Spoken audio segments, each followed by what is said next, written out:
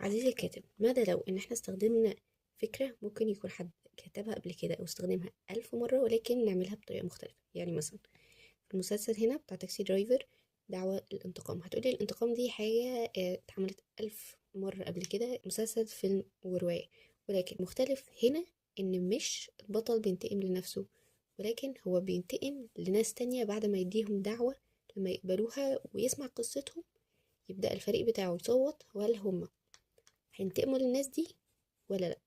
أو مثلا في المسلسل هنا بتاع ويلكم تو لايف، البطل بيموت وبيدخل عالم تاني، ولكن العالم التاني ده بيبقى عالم موازي بيكون فيه هو ولكن في سيناريو مختلف. لما أخد اختيارات مختلفة عن اللي أخدها في الحياة اللي هو فيها، خليته وأكن هو بالظبط داخل في رواية.